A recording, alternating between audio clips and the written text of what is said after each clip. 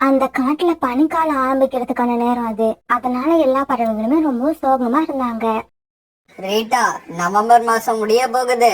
இனிமே எப்ப வேணாலும் பனிமழை பெய்ய ஆரம்பிக்கலாம். அதுக்கு முன்னால நாம இந்த காட்டை விட்டு வேற எங்கேயாவது போயாகணும்.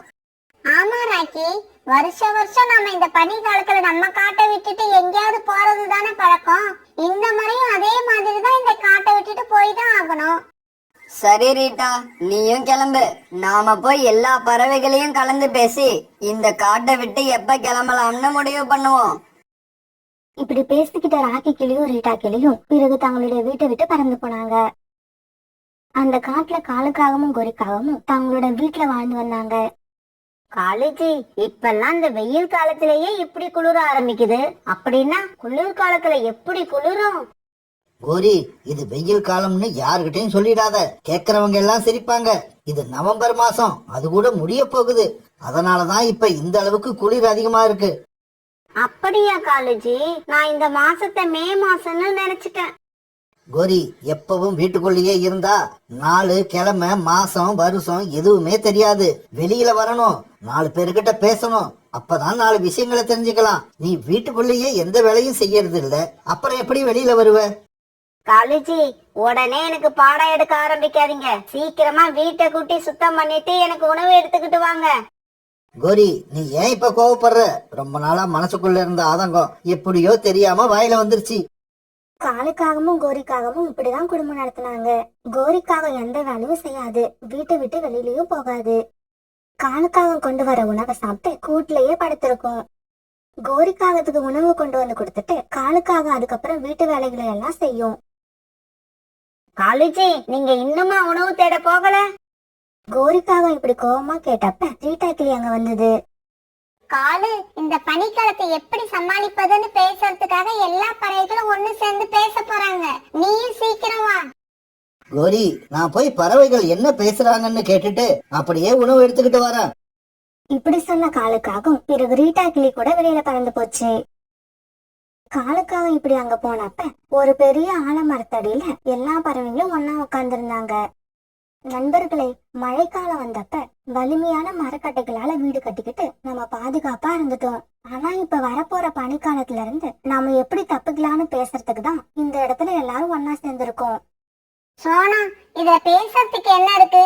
வருஷம் வருஷம் எப்படி பனிக்காலத்துல இந்த காட்டை விட்டுட்டு வேற காட்டுக்கு போவோமோ அதே மாதிரி இந்த வருஷமும் போக வேண்டியதுதான். இல்ல, அப்படி போக கூடாது. அப்படி நாம வேற காட்டுக்கு போயிட்டு திரும்பி வந்து பார்க்கும்போது பராமரிப்பு இல்லாததால நாம கஷ்டப்பட்டு கட்டின வீடெல்லாம் இடிஞ்சு கீழே விழுந்துருது. ஆமாம் புறா, நீ சொல்றது உண்மைதான். அதனால இந்த பனிக்காலத்தை இந்த காட்டிலேயே இருந்து எப்படி சமாளிக்கிறதுன்னு யோசிப்போம். இதுல யோசிக்கிறதுக்கு என்ன இருக்கு? இதோ பருந்து டாக்டர் நம்ம கூட தான் இருக்காங்க. அவங்கள கேட்டா நம்ம உடம்பு குளிராம எப்பவும் சூடா இருக்கிற மாதிரி ஒரு மாத்திரையை கொடுக்க போறாங்க. காலுக்காக இப்படி பேசினதை கேட்ட உடனே புறாவுக்கு கோபம் வந்துருச்சு. காலு, நம்ம உடம்ப குளிர் தெரியாம ஆக்கிறதுக்கு நீ சொன்ன மாதிரி மாத்திரை இல்ல, ஆனா ஒரு மருந்து இருக்கு. அப்படியா? உண்மையாவா? அந்த மருந்தோட பேரு என்னன்னு சொல்லு. அந்த மருந்தோட பேரு விஷம். அத குடிச்சிட்டு நீ படுத்துட்டீனா அதுக்கப்புறம் இந்த காட்டுல மழை பெஞ்சாலும் சரி பனி பெஞ்சாலும் சரி உனக்கு எதுவுமே தெரியாது. உனக்கு அது வேணும்னா சொல்லு, அதை தேடி நீ எங்கேயும் அலைய வேண்டாம். நானே வாங்கிக்கிட்டு வந்து தரேன். காலு, புறா, நாம முக்கியமான விஷயத்த பேசுறதுக்காக இந்த இடத்துல கூடியிருக்கோம். தேவையில்லாததையெல்லாம் இங்க பேசாதீங்க. இங்க பாருங்க, இந்த பனிக்காலத்தை நாம இந்த காட்டுல இருந்தே சமாளிக்கிறதுக்கு என் மனசுல ஒரு யோசனை இருக்கு. சோனா, உன் மனசுல உள்ள யோசனை என்னன்னு சொல்லு. அந்த யோசனை நல்லா இருந்தா எல்லாரும் அதையே ஃபாலோ பண்ணுவோம். நாம எல்லாருமே இந்த காட்டுல இருக்கிற வயல்ல உள்ள காஞ்ச வைக்கோலை சேகரிச்சு கொண்டு வருவோம். அப்படி எடுத்துட்டு வர வைக்கோலை நம்ம வீட்டு மேலையும் கதவு ஜன்னல் இப்படி எல்லா இடத்துலயும் வச்சு கட்டிட்டோம்னா வீட்டுக்குள்ள இருக்கிறப்ப நம்மள குளிர் தாக்காது. நம்ம வீடு எப்பவும் சூடா கதகதப்பா இருக்கும். சோனா, உன்னோட யோசனை நல்லாதான் இருக்கு. ஆனா எல்லா பறவைகளுக்கும் தேவையான வைக்கோல் இந்த காட்டுல நமக்கு கிடைக்குமா? எனக்கு என்னவோ இந்த வேலை ரொம்பவும் கஷ்டமா இருக்கும்னு தோணுது. அதனால வேற யாராவது நல்ல யோசனையா சொல்லுங்க. இல்ல, எனக்கு என்னவோ சோனா சொல்ற யோசனை நல்லாதான் இருக்கு. நம்ம காட்டுல நிறைய வயல்கள் இருக்கு. அதனால நாம எல்லாருக்கும் தேவையான வைக்கோல் நம்ம காட்டுலயே கண்டிப்பா கிடைக்கும். ஆமா, ரீட்டா கிளி சொல்றதும் உண்மைதான். வைக்கோல் சேகரிக்கிறது காலுக்காக சொன்ன மாதிரி அவ்வளவு கஷ்டமான விஷயம் கிடையாது. அதனால நாம எல்லாரும் சோனா குருவி சொன்ன யோசனையே ஃபாலோ பண்ணுவோம். பிறகு சோனா குருவி சொன்ன யோசனைய எல்லாரும் ஏத்துக்கிட்டு அந்த இடத்த விட்டு கலைஞ்சு போனாங்க. எல்லாரும் அந்த இடத்த விட்டு போனாலும் சோனா குருவியும் காலுக்காக மட்டும் அங்கேயே உட்கார்ந்துருந்தாங்க. ஏன் இப்படி நடக்குது? நான் என்ன யோசனை சொன்னாலும் இந்த காட்டுல உள்ள எந்த பறவையும் அதை ஒத்துக்கிறதே இல்ல. என்னோட வீட்டுக்கு தேவையான வைக்கோலை நான் மட்டும் எப்படி தனியா போய் சேகரிக்க முடியும்? காலண்ணா, முயற்சி பண்ணாமலேயே முடியாதுன்னு நீங்க எப்படி சொல்றீங்க? குறைஞ்சபட்சம் ஒரு தடவை முயற்சி பண்ணி பாருங்க. சோனா, என்னோட நிலைமைய ஒரு நிமிஷம் நினைச்சு பாரு. எல்லா பறவைகள் வீட்லயும் வைக்கோல் சேகரிக்க கணவன் மனைவி 2 பேருமே போவாங்க. வைக்கோலை சேகரிச்சு கொண்டு வருவாங்க. ஆனா என்னோட நிலைமை அப்படி இல்ல. கோரி எப்படின்னு உனக்கே தெரியும். வீட்டை விட்டு வெளியவும் வரமாட்டா, வீட்டுக்குள்ளேயும் எந்த வேலையும் செய்ய மாட்டா. காலண்ணா, இந்த மாதிரி சமயத்துல யாரா இருந்தாலும் கூட வந்து உதவி செய்வாங்க. நீங்க கோரியக்கா கிட்ட வைக்கோல் சேகரிக்க நீ என் கூட வரணும்னு ஒரு தடவை கூப்பிட்டு பாருங்க. அவங்க கண்டிப்பா வருவாங்க. ஏன்னா பனிக்காலத்தை சமாளிக்கிறது எவ்வளவு கஷ்டம்னு அவங்களுக்கு தெரியும். இப்படி சொன்ன சோனா குருவி அந்த இடத்த விட்டு பறந்து போயிடுச்சு. சோனா, கோரி காகத்தை பத்தி உங்க எல்லாரையும் விட எனக்கு தான் நல்லா தெரியும். இருந்தாலும் நீ சொல்றியேன்னு நானும் போய் கேட்டு பாக்குறேன். கோரி, இந்த பனிக்காலத்தை சமாளிக்க நிறைய காஞ்ச வைக்கோல்களை சேகரிக்க சொல்லி சோனா குருவி சொன்ன யோசனைய எல்லா பறவைகளும் ஏத்துக்கிட்டாங்க. என்னது, வைக்கோலை சேகரிக்கணுமா? எதுக்காக? அந்த மாதிரி வைக்கோலை சேகரிச்சுக்கிட்டு வந்து நம்ம வீட்டு கூரை, கதவு, ஜன்னல் இப்படி எல்லாத்தையும் வைக்கோலால மூடி வைக்கணும். அப்படி வச்சா வீட்டுக்குள்ள இருக்கிற நமக்கு குளிரே தெரியாது. எப்பவும் வீடு கதகதப்பா இருக்கும். காலுஜி, சோனா குருவி சொன்னது நல்ல யோசனை தான். சீக்கிரமா போய் சோனா குருவி சொன்ன மாதிரியே நிறைய வைக்கோல்களை சேகரிச்சுக்கிட்டு வாங்க. ஏன்னா காட்டுல உள்ள எல்லா பறவைகளும் இப்ப வைக்கோலை சேகரிக்க போய்கிட்டு இருக்காங்க. நீங்க லேட் ஆக்கிட்டீங்கன்னா நமக்கு அப்புறம் வைக்கோல் கிடைக்காது. கோரி, நீ சொல்றத நானும் ஏத்துக்கிறேன். ஆனா நான் தனியா போய் எப்படி இவ்வளவு வைக்கோலை சேகரிக்க முடியும்? நாம 2 பேரும் போய் வைக்கோலை சேகரிச்சா நாம நினைச்ச மாதிரி சீக்கிரமா வைக்கோலை சேகரிக்கலாம். என்னது, வைக்கோல் சேகரிக்க நான் உங்க கூட வரணுமா? காலுஜி, உங்களுக்கு எல்லாம் மனசாட்சி இருக்கா? கல்யாணம் பண்ணனப்ப என்ன கண் கலங்காம பார்த்து பண்ண சொன்னீங்களா இல்லையா? கோரி, நான் அப்படி சொன்னதான். இருந்தாலும் நான் அப்படி சொன்னதுக்கும் நீ இப்படி வைக்கோல் சேகரிக்க வராம இருக்கிறதுக்கும் என்ன சம்பந்தம்? காலுஜி, எனக்கு யாராவது ஏதாவது வேலை செய்ய சொன்னா என் கண்ணுல இருந்து கண்ணீர் வந்துடுது. அதனாலயே நான் இதுவரைக்கும் எந்த வேலையும் பார்த்ததே இல்ல. இதுக்கப்புறமும் பார்க்க போவதும் இல்ல. என் பேரு கோரி. இந்த கோரி கடைசி வரைக்கும் எந்த வேலையும் பார்க்க மாட்டா. கோரி, இப்ப நீ வைக்கோல் சேகரிக்க வரலன்னா நானும் போக மாட்டேன். நாம 2 பேருமே பனிமலை கொட்டுறப்ப இந்த வீட்டுக்குள்ளேயே அடைஞ்சு கிடந்து செத்து போயிடுவோம். அப்பதான் உனக்கு புத்தி வரும். கோரி, நீ யோசிச்சு பாரு. காலையில எழுந்திருச்ச உடனே அவசரமா உணவு தேட போற. அங்கேயும் இங்கேயும் அலைஞ்சு திரிஞ்சு உணவு தேடி எடுத்துக்கிட்டு வந்து அதுக்கப்புறம் வீட்டுல உள்ள வேலைகள் எல்லாத்தையும் பாக்குறேன். ஆனா நீ மகாராணி மாதிரி அந்த கூட்டை விட்டு கீழே இறங்குறதே இல்ல. இப்படி எல்லா வேலையும் செஞ்சு நானே உயிர் வாழ்றதுக்கு பேசாம செத்து போயிடலாம். காலுஜி, இவ்வளவு சீக்கிரமா உங்களுக்கு செத்து போகணும்னு ஆசை வந்தா செத்து போங்க. அத பத்தி நான் கவலைப்படல. சாகறதுக்கு முன்னாடி இந்த குளூர்ல இருந்து நான் தப்பிக்கிறதுக்கு நிறைய வைக்கோலை சேகரிச்சு கொண்டு வந்து வச்சுட்டு அப்புறம் செத்து போங்க. ஏன்னா இந்த வயசுல செத்து போறதுக்கு எனக்கு இஷ்டம் இல்ல. கோரியோட இந்த பேச்சை கேட்டுட்டு காலுக்காகவும் கோவமா வீட்டை விட்டு வெளியில வந்தது. அப்படி வெளியில வந்து பார்த்தப்ப சோனா குருவி வீட்டு வாசல்ல நின்னுகிட்டு இருந்தது. சோனா, நீ எப்ப வந்த? ஏன் வீட்டுக்குள்ள வராம இங்கேயே நிக்கிற? காலண்ணா, நான் எப்பவும் வந்துட்டேன். நீங்களும் கோரியக்காவும் பேசுனது எல்லாத்தையும் கேட்டுட்டு தான் இருந்தேன். உங்களை நினைச்சா எனக்கே ரொம்ப பாவமா இருக்கு.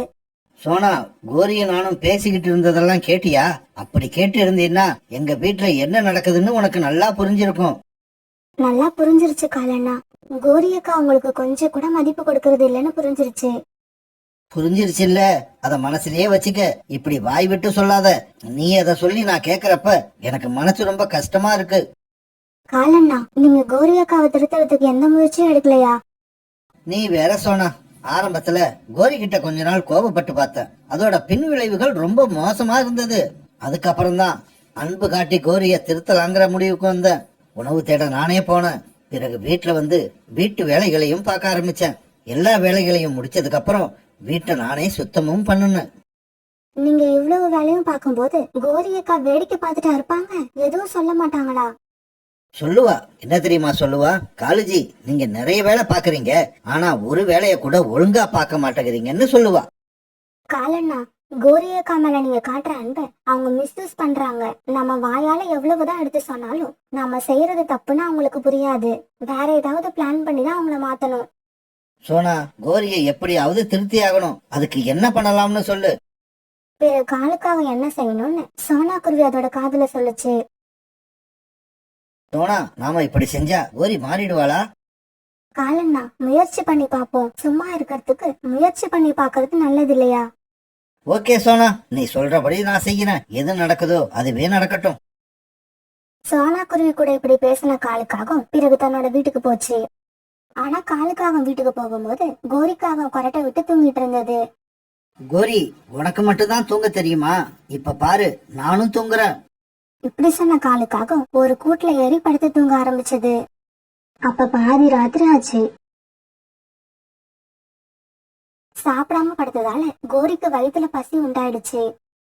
உடனே கோரிக்காகம் எந்திரிச்சு உட்கார்ந்தது. இப்படி எந்திரிச்சு உட்கார்ந்த கோரிக்காகம் காலுக்காக தூங்கிட்டு இருக்கத பார்த்துட்டு ஆச்சரியமாயிடுச்சு. இந்த காலேஜுக்கு என்னாச்சு? எப்பவுமே உணவு தேடிட்டு வந்ததுக்கு அப்புறம் என்னை எழுப்பி விட்டு சாப்பிட வச்சதுக்கு அப்புறம் தான் என்னை தூங்க வைக்கும். இன்னைக்கு என்ன எதுவுமே செய்யாம படுத்து தூங்கிக்கிட்டு இருக்கு? இப்படி உணவு எங்க இருக்குன்னு தேடி தேடி பார்த்தது. ஆனா கோரியோட கண்ணுக்கு உணவு எங்கேயுமே தென்படல. இதனால கோபமான கோரி காலுக்காகத்தை எழுப்ப ஆரம்பிச்சது. காலேஜி, சீக்கிரம் எழுந்திருங்க. எனக்கு ராத்திரி சாப்பாடு எங்க வச்சிருக்கீங்க? அத சொல்லிட்டு தான் தூங்கி தொலைங்களேன். கோரிக்காக இப்படி கோபமா கத்தின உடனே காலுக்காக அவசரமா எந்திரிச்சது. கோரி, பகல் பூரா வேலை பார்க்கறதுக்கு நேரம் சரியா போயிடுச்சு. ராத்திரியில கொஞ்சம் நிம்மதியா தூங்கலாம்னா அதுவும் உன்னால இப்ப கெட்டு போகுது. காலேஜி, வழக்கம் போல ராத்திரி சாப்பாட்டை என்னோட கூட்டுல வச்சுட்டு படுத்து இருந்தீங்கன்னா உங்களை யார் எழுப்ப போறா? சாப்பாடு எங்க இருக்கு? சீக்கிரம் சொல்லுங்க. கோரி, இன்னைக்கு பகல் பூரா வேலை பார்த்ததுல என்னோட உடம்பு ரொம்ப களைச்சு போயிடுச்சு. அதனால இன்னைக்கு நான் உணவு தேடி எடுத்துக்கிட்டு வரல. நாளையில இருந்து தயவு செய்து நீ வீட்டு வேலையை பாரு. அப்பதான் என்னால உணவு தேடி எடுத்துக்கிட்டு வர முடியும். ஓஹோ, அப்படியா சேதி? நான் வீட்டு வேலைய பார்க்க மாட்டேன்னு சொல்லிட்டா என்ன பண்ணுவீங்க? வீட்டு வேலையை நான் பாத்துக்கிறேன், நீ போய் உணவு தேடி எடுத்துக்கிட்டு வான்னு சொல்லுவேன். வீட்டோட பொறுப்பு எல்லாத்தையும் சுமந்து சுமந்து வர வர என் தலையில உள்ள முடியெல்லாம் கொட்டிக்கிட்டு இருக்கு. இப்படியே போனா நான் சீக்கிரம் வழுக்கை ஆயிடுவேன். என்ன காலேஜி, வர வர உங்க பேச்சியெல்லாம் ரொம்ப புதுசா இருக்கு. முன்னாடி எல்லாம் நான் சொன்னது அப்படியே கேப்பீங்க, இப்பெல்லாம் என்னை எதிர்த்து பேச ஆரம்பிச்சிட்டீங்க. உங்களுக்கு என்னாச்சு காலேஜி? உங்க மனசை யார் இப்படி கெடுத்தது? கோரி, இப்பதான் எனக்கு புத்தி வந்திருக்கு. இனிமே நான் வீட்டுக்கு வெளியில மட்டும்தான் வேலை செய்வேன். இதுதான் என்னோட வேலை. அப்ப வீட்டுல உள்ள வேலையை யார் செய்யறது? நான் கோரின்னு ஒரு பெண்காகத்தை கல்யாணம் பண்ணிக்கிட்டு வந்திருக்கேன். வீட்டு வேலைகள் எல்லாத்தையும் இனி அந்த கோரி தான் செய்யணும். இப்ப முடிவா என்னதான் சொல்ல வரீங்க? வீட்டு வேலை எல்லாத்தையும் நான் பார்க்கணும், அப்படிதானே? நடக்காது காலேஜி, நடக்காது. இது வரைக்கும் எந்த வேலையும் பார்க்காம வளர்ந்த கோரிக்கு இதுக்கப்புறமும் எந்த வேலையும் பார்க்கற ஐடியா இல்ல. கோரி, உன்னோட முடிவு எப்படி இருந்தாலும் அதை பத்தி எனக்கு கவலை இல்ல. எனக்கு இப்ப தூக்கம் வருது, நான் தூங்க போறேன். இப்படி சொன்ன காலுக்காக பிறகு படுத்து மறுபடியும் தூங்க ஆரம்பிச்சது. காலுக்காக மேல உள்ள கோபத்துல கோரிக்காக அப்படியே போய் தன்னோட கூட்டுல படுத்து தூங்க ஆரம்பிச்சது. ஆனா வயிறு பசியா இருந்ததால கோரிக்காகத்துக்கு தூக்கமே வரல. புரண்டு புரண்டு படுக்க ஆரம்பிச்சது. பிறகு திடீர்னு ஏந்திரிச்சு உட்காந்துடுச்சு. இப்ப சாப்பிடலாம் தூக்கம் வராது போல இருக்கு, நான் என்னதான் பண்றது? இப்படி நினைச்ச கோரிக்காக பிறகு மறுபடியும் காலுக்காகத்தை எழுப்ப ஆரம்பிச்சது. காலேஜி, தயவு செய்து கொஞ்சம் எழுந்திருங்க. எனக்கு ரொம்ப பசிக்குது. வீட்டுல இருக்கிற பொருட்களை வச்சு ஏதாவது சாப்பிட செஞ்சு கொடுங்க. கோரிக்காக இப்படி கெஞ்சின உடனே காலுக்காகத்துக்கு ஏந்திருக்கணும் போலதான் இருந்தது. இருந்தாலும் சோனா குருவி சொன்ன மாதிரி காலுக்காக கண்ணை இறுக்கமா மூடிக்கிட்டு தூங்குற மாதிரி அப்படியே படுத்திருந்தது. பிறகு வேற வழி இல்லாத கோரிக்காக கிச்சனுக்குள்ள போச்சு. நான் இப்ப என்ன பண்ணுவேன்? இதுக்கு மேல நான் சமைச்சதே இல்ல. பேசாம இருக்கிற காய்கறி, அரிசி, மிளகாய் தூள், மல்லித்தூள் எல்லாத்தையும் ஒரு பாத்திரத்துல போட்டு தண்ணிய ஊத்தி அடுப்புல வச்சு ஒன்னா கொதிக்க வைப்போம். என்ன வருதோ அதை சாப்பிடுவோம். இப்படி யோசிச்ச கோரிக்காக ஒரு பானையில எல்லா பொருட்களையும் போட்டு அதுல தண்ணி ஊத்தி அடுப்புல வச்சது. கிச்சனுக்குள்ள இருந்து ஏதோ வாசனை வந்ததால காலுக்காக கண்ணை திறந்து பார்த்தது. அடாடா, கோரி சமைக்க ஆரம்பிச்சிட்டா போல இருக்கு. சோனா சொன்னது போல நாம நடந்துகிட்டதாலதான் கோரி இப்ப கிச்சன் வரைக்கும் போயிருக்கா. அடுப்புல இப்படி எல்லா பொருட்களையும் போட்டு கொதிக்க விட்ட கோரிக்காகும் பிறகு அந்த பானையே பார்த்துக்கிட்டு நின்னுது. கொஞ்ச நேரத்துல அந்த சாதம் நல்லா வெந்ததும் மேல வர ஆரம்பிச்சுது. அத பார்த்த கோரிக்காகத்துக்கு ரொம்பவும் சந்தோஷம் தாங்கல.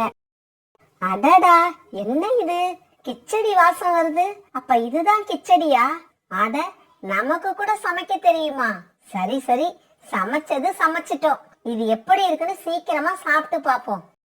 இப்படி நினைச்ச கோரிக்காகும் பிறகு அந்த கிச்சடியை எடுத்து ஒரு சின்ன பாத்திரத்துல வச்சது. காலேஜ் நமக்கு எத்தனை நாள் சமைச்சு சோறு போட்டு இருக்கு. இன்னைக்கு நாம சமைச்சத காலேஜுக்கு கொடுக்காம சாப்பிடக்கூடாது. அப்புறம் காலேஜ் கூட ராத்திரி சாப்பிடாம தான் படுத்திருக்கணும்.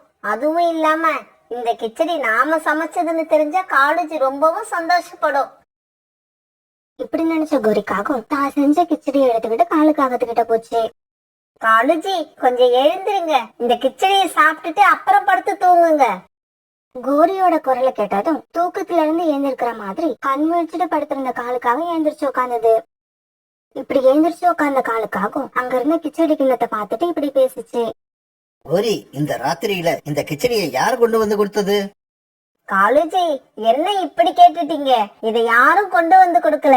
இந்த கிச்சடியை நான் தான் சமைச்சு எடுத்துக்கிட்டு வந்தேன். கோரி, உண்மையாவா? உனக்குதான் சமைக்கவே தெரியாது, அப்புறம் எப்படி இந்த கிச்சடியை செஞ்ச? காலேஜி, இந்த காய்கறி, அரிசி, மசாலா எல்லாத்தையும் ஒரு பானையில போட்டு தண்ணிய ஊத்தி கொதிக்க வச்சேன். என்ன ஆச்சரியம், கடைசியா இந்த கிச்சடி வந்துருச்சு. எப்படியோ கோரி, கடைசியா நீயும் சமைக்க ஆரம்பிச்சிட்ட. வா, இந்த கிச்சடியை நாம 2 பேரும் சேர்ந்து சாப்பிடுவோம். பிறகு காலுக்காகவும் கோரிக்காகவும் சேர்ந்து அந்த கிச்சடியை சாப்பிட்டாங்க. இப்படி இவங்க கிச்சடியை சாப்பிட்டுட்டு இருக்கும்போது மறுநாள் பொழுது விடிஞ்சிருச்சு.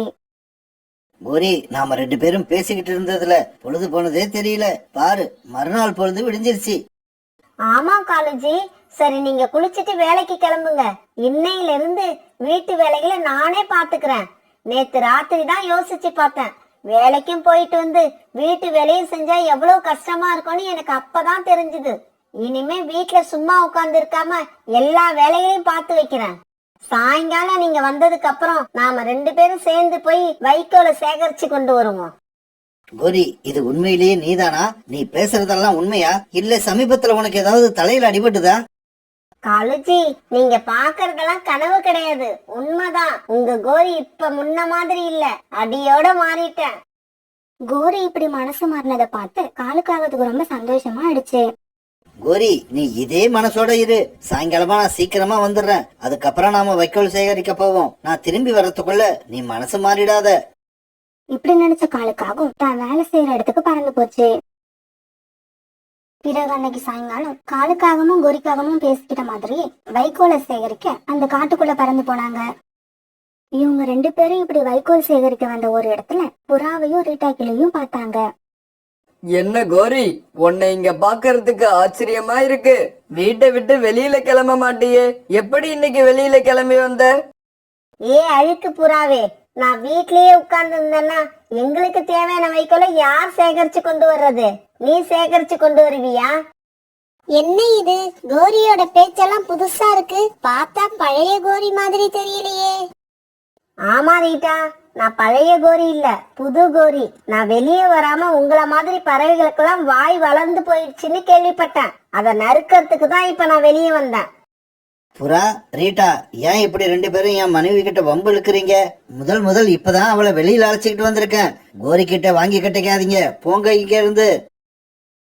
பிறகு ஒரு வயல்ல போய் காலுக்காகவும் கோரிக்காகவும் அங்க இருந்த வைக்கோல்களை எடுத்து சேகரிக்க ஆரம்பிச்சாங்க. அந்த சமயத்துல சோனாக்குருவி அங்க வந்தது. காலன்னா கோரி அக்கா, நீங்க 2 பேரும் இப்படி ஒன்னா வேலை செய்யறத பார்த்தா எனக்கு ரொம்ப சந்தோஷமா இருக்கு. பாக்குற உனக்கு சந்தோஷமா தான் இருக்கும் சோனா, செய்யறவங்களுக்கு தான் கஷ்டமா இருக்கும். கோரி அக்கா, இவ்வளவு நேரம் நானும் வைக்கோலை சேகரிச்சு வீட்டுல கொண்டு போய் வச்சுட்டு தான் வரேன். கோரி அக்கா, உங்க மனசுல இவ்வளவு பெரிய மாற்றம் எப்படி வந்தது? அது வேற ஒண்ணும் இல்ல சோனா, நீ சொன்ன மாதிரி ஒரே ஒரு வேளை பட்டினி போட்டேன், அதுல வந்த மாற்றம் தான் இது.